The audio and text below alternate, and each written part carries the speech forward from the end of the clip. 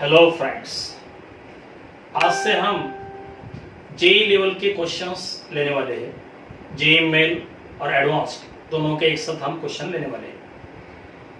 पहले हम लेंगे डिस्क्रिप्टिव क्वेश्चंस, बाद में आएंगे ऑब्जेक्टिव मतलब एमसीक्यूज। ठीक है, तो पहले कुछ डिस्क्रिप्टिव क्वेश्चंस। ये रहा first question, if F of X equal to x into mod x, then prove that f dash of x equal to 2 mod of x। ये हमें यहां पर प्रूव करना है। अब देखो, क्वेश्चन में है mod of x, mod of x इसके रहते हैं दो वैल्यूज,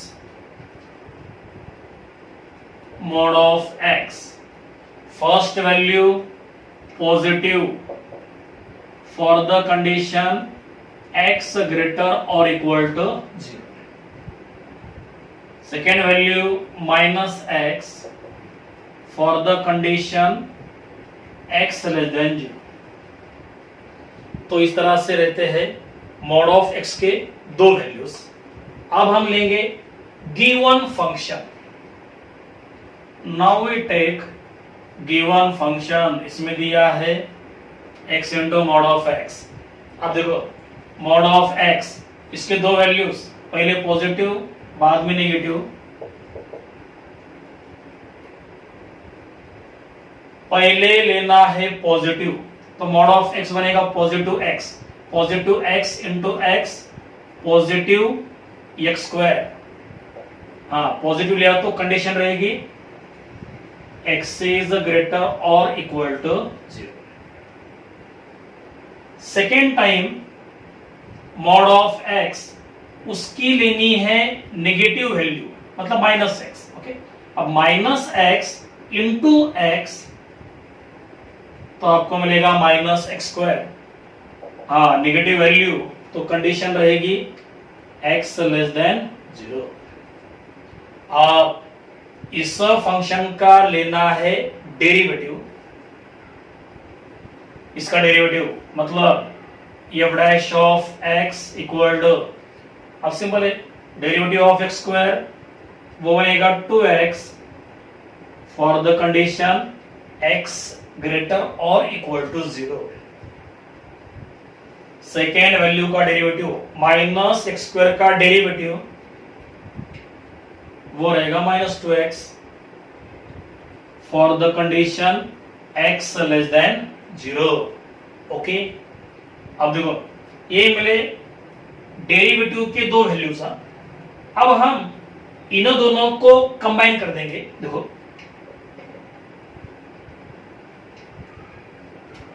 अब इन दोनों को कंबाइन करते वक्त 2 इज द कांस्टेंट। अब देखो यहां पे मिलेगा पॉजिटिव x, यहां पे मिलेगा नेगेटिव x, दोनों को कंबाइन किया तो हमें लेना पड़ेगा मॉड ऑफ x। देखो मॉड ऑफ x एक वैल्यू पॉजिटिव एक वैल्यू नेगेटिव, तो दोनों को अगर कंबाइन करते हो तो इस तरह से मिलेगा। तो क्या मिला, f dash of x equal to 2 mod of x, और वही हमें प्रूव करना था। तो ये आपका आंसर। ठीक है, तो ये रहा फर्स्ट क्वेश्चन। अब इसके बाद नेक्स्ट क्वेश्चन।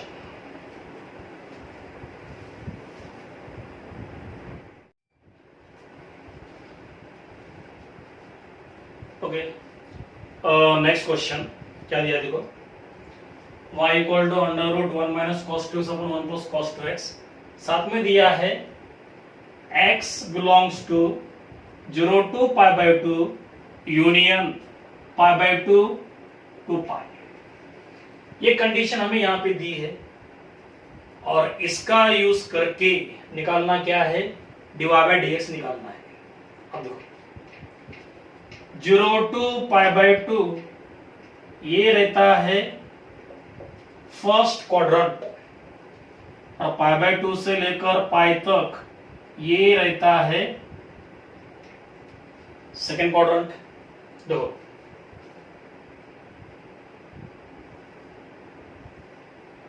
ये फर्स्ट सेकेंड थर्ड, फोर्थ, यहां पर 0, π/2, पाई, 3π/2, 2π। तो 0 से लेकर π/2 फर्स्ट क्वाड्रेंट, π/2 से लेकर पाई तक second quadrant. So this is first quadrant, sorry this is first quadrant and this is second quadrant. अब देखो, now we take given function y equal to under root. देखो ऊपर क्या है, 1 माइनस कॉस 2x, उसका formula 2 sine square x, और नीचे है 1 प्लस कॉस 2x, उसका फॉर्मूला 2 कॉस स्क्वायर x। अब देखो ये 2 कैंसल, तो आपको मिलेगा under root sine square X upon cos square X, वो बनेगा tan स्क्वायर एक्स। ठीक है, अब देखो y equal to tan square का रूट क्या रहेगा, tan x, लेकिन यहां पर आएगा मॉड। मॉड क्यों, क्योंकि यहां पर वेरिएबल है। कांस्टेंट रहा तो मॉड नहीं आता है, लेकिन वेरिएबल रहा तो मॉड लेना पड़ता है। सपोज ऐसा रहा अंडर रूट 4, तो ये रहेगा ओनली 2। लेकिन अगर ऐसा रहा अंडर रूट 4x², अब यहां पर वेरिएबल है, वेरिएबल रहा तो यहां पर लेते हैं मॉड ऑफ 2x। तो ये बात ध्यान में रखो, कांस्टेंट रहा तो डोंट टेक मॉड, वेरिएबल रहा तो मॉड लेना पड़ता है। ठीक है, अब तो यहां पर वेरिएबल है तो हमने लिया मॉड, और मॉड अगर लेते हैं तो उसके लिए दो वैल्यूज, एक रहती है पॉजिटिव, एक वैल्यू रहती है नेगेटिव। अब देखो y इक्वल टू, अब देखो यहां पे कंडीशन है, पहले दिया है फर्स्ट क्वाड्रेंट, और फर्स्ट क्वाड्रेंट में tan रहता है पॉजिटिव, बाद में है सेकेंड क्वाड्रेंट, और सेकेंड क्वाड्रेंट में tan रहता है नेगेटिव। तो यहां पे बनेगा पॉजिटिव, यहां पे बनेगा नेगेटिव। देखो first value positive tan x, और इसके लिए कंडीशन क्या रहेगी, x बिलोंग टू 0 to π/2। ये रहा फर्स्ट क्वाड्रेंट, फर्स्ट क्वाड्रेंट में tan रहता है पॉजिटिव। ठीक है, अब मॉड की सेकेंड वैल्यू वो नेगेटिव, अब सेकेंड वैल्यू नेगेटिव, नेगेटिव कहां पे, सेकेंड क्वाड्रेंट में, तो ये कंडीशन इस वैल्यू को हम दे सकते हैं, x बिलोंग टू π/2 से लेकर पाई तक, राइट। तो ये मिले गिवन फंक्शन के दो वैल्यूज। अब इसका लेना है डेरिवेटिव, y का डेरिवेटिव वो रहेगा dy by dx equal to derivative of tan x, वो रहेगा sec square x, condition x belong to 0 to π/2। Second value का डेरिवेटिव माइनस tan x का डेरिवेटिव sec स्क्वायर x। हाँ, first positive sec square x and second value minus sec square x, और minus कहां पर, second quadrant में। तो ये condition यहां पर हम दे सकते हैं, x बिलोंग टू π/2 टू पाई, बस ये मिला dy बाई dx, ये आपका आंसर है। ठीक है, तो ये हो गया सेकंड क्वेश्चन। अब इसके बाद next question. Okay,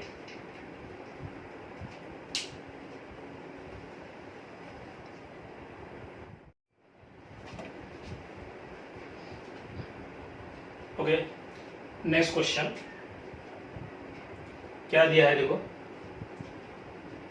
y equal to 1 plus X upon 1 factorial plus X square upon 2 factorial plus X cube upon 3 factorial plus and so on plus X raise to n upon n factorial. यह ऐसा function हमें यहां पे दिया है और करना क्या है, show that dy by dx minus y plus X raise to n upon n factorial equal to 0। ये स्टेटमेंट शो करना है, प्रूव करना है, ठीक है। तो इसके लिए पहले हम लेंगे गिवन फंक्शन। देखो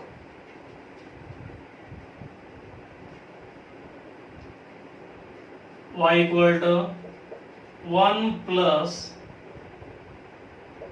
x upon 1 factorial plus X square upon 2 factorial plus X cube upon 3 factorial plus and so on plus X raise to n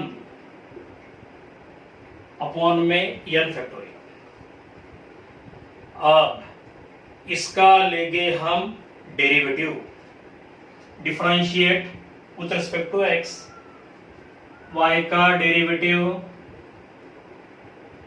divide by dx। अब देखो 1 का डेरिवेटिव वो रहेगा 0, ठीक है, प्लस अब यहां पर है x अपॉन 1 फैक्टोरियल, नीचे का 1 फैक्टोरियल वो रहेगा एज इट इज और ऊपर के टर्म में x का डेरिवेटिव वो रहेगा 1, राइट। अब देखो अगर ऐसा रहा, डेरिवेटिव ऑफ kx,